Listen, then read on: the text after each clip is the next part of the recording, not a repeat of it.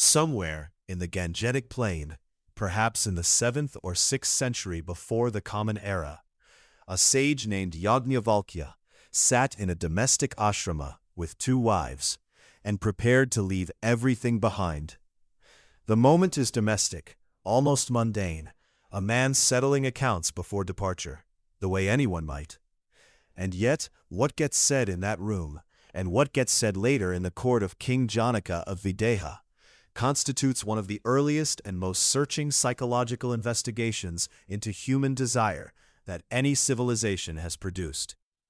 The text is the Bṛhadāraṇyaka Upaniṣad, the great wilderness Upanishad, contained within the Shatapatha Brahmana of the Shukla Yajurveda, composed across the 7th and 6th centuries BCE, preserved in 2 recensions, the Madhyandina and the Kanva, the oldest surviving palm leaf manuscripts dating to the 12th century CE.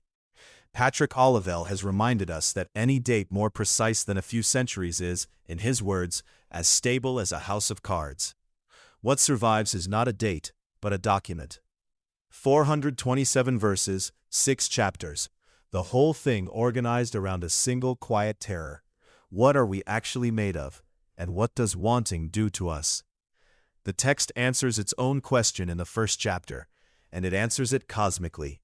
Before there was a world, before there was another person, before there was anything at all, the primordial Ātman, the self, here imagined as a singular body shaped like a man, looked around and saw nothing but himself. The Brihadaranyaka records what followed in words that have the plainness of observation. BAU 1.4.3 Sava naiva reme, tasmad ekaki na ramate, sadvitiyam aikchat. He was not at all happy. Therefore people even today are not happy when alone. He desired a mate. That sentence does not moralize, it simply notices. The primordial self split itself into 2, husband and wife, because of this desire for companionship, this kama. And from that union, all living beings were born. The text is telling us that the world as we know it, differentiated, plural, populated, is the direct consequence of a single desire for the other. Kama, at this cosmogonic level, is not a flaw in the design. It is the design. Desire for the other is what brought the other into existence. Creation is loneliness finding a form. This is the first layer of the text psychology of kama, and it is worth holding for a moment before moving forward. The Brihadaranyaka does not open with a command to suppress desire. It opens with desire as the engine of everything that exists. The Ātman is described later, in 4.4.5, as kamamayo and akamamaya, made of desire, and also made of the desireless, both together, without contradiction, because both are aspects of the same ground. This is a text that holds the full complexity of kama before passing judgment on any part of it. The second movement of the desire teaching unfolds in the domestic ashrama, in the dialogue that is arguably the emotional center of the entire Upanishad. Yājñavalkya announces he is leaving householder life. He calls his wife Maitreyī and offers to divide his property between her and his other wife, Katyayani. Maitreyi's response in BAU 2.4 is one of the most quietly extraordinary moments in Sanskrit literature. She asks him a single question. If indeed the whole earth, full of wealth, belonged to me, would I be immortal through that? Yājñavalkya tells her no. Wealth can bring nothing beyond the life of the wealthy. She says, "What should I do with that which would not make me immortal?" She sends back the inheritance. She asks instead for the teaching. What happens next is the pivot on which the entire Upanishad turns. Yājñavalkya does not praise her renunciation. He says essentially, "You have always loved me, and now you ask me this question. You are truly dear to me." And then he delivers the teaching that reframes every desire any human being has ever felt. A husband is not loved for the sake of the husband. A wife is not loved for the sake of the wife. Children, wealth, gods, all beings, none of these are loved for their own sake. They are loved for the sake of the self. All love, all longing, all kama directed outward toward persons and things. It is, at its root, the self reaching toward the self. The beloved is a window, not a wall. We mistake the window for what we actually want. This teaching does not diminish love, it reveals its depth. The Bṛhadāraṇyaka is not telling Maitreyī that her love for Yājñavalkya was a mistake. It is telling her that her love was reaching, through him, towards something that cannot be given or taken away by any finite person. All longing is the longing for the Ātman, because the Ātman is the true, the immortal, the real, and infinite bliss. What we want, in every want, is the self. We just do not know that yet. Think of a marriage that has lasted long enough to grieve itself. Two people in their late 40s who have built a life together, and still feel, underneath the familiar comfort of it, a kind of unresolvable ache. Each has at some point silently blamed the other for failing to fill something that no person can fill. The Brihadaranyaka would say, the ache is real, and it is not the other person's failure. It is the self recognizing, through the medium of love, that it is looking for something beyond any single beloved. The husband and the wife are not the destination, they are the direction. The third and most architecturally precise movement of the desire teaching occurs in Chapter 4, in the court of King Janaka at Mithila.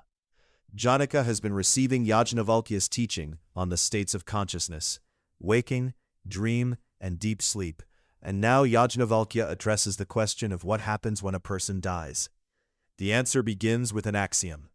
BAU 4.4.5 Kamamaya evayam purusha iti. Sa yata kamo bhavati tat kratur bhavati, yat kratur bhavati tat karma kurute, yat karma kurute tad abhisampadhyate. And here they say, a person consists simply of desire. As is his desire, so is his will.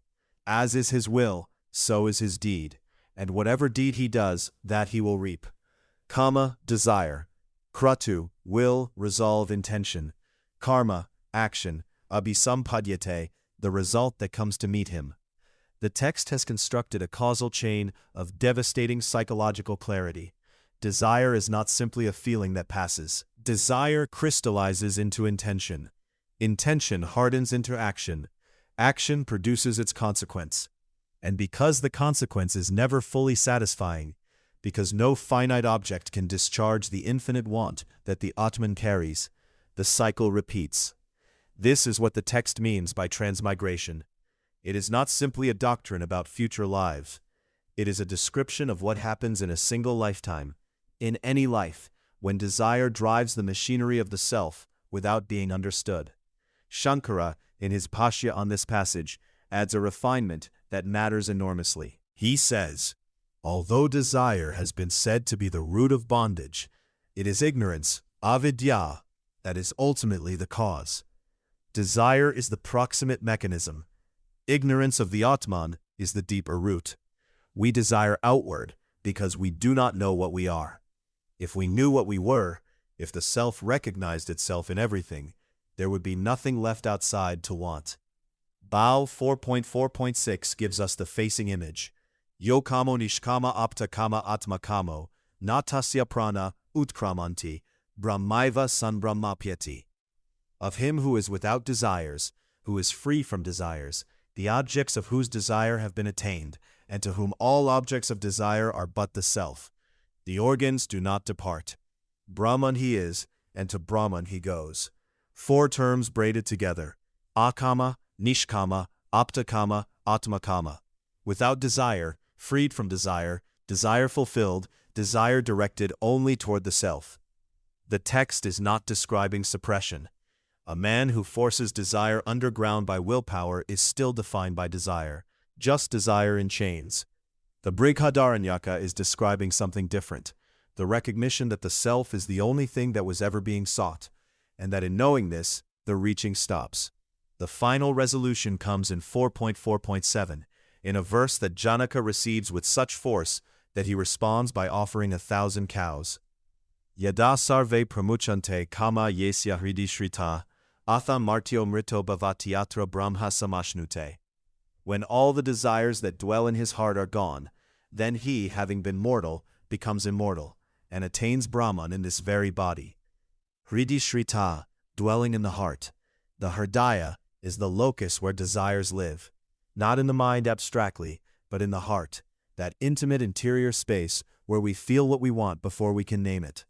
Liberation is not achieved elsewhere, in some future state or elevated condition. It is achieved here, in this body, when the heart that was full of wanting becomes quiet.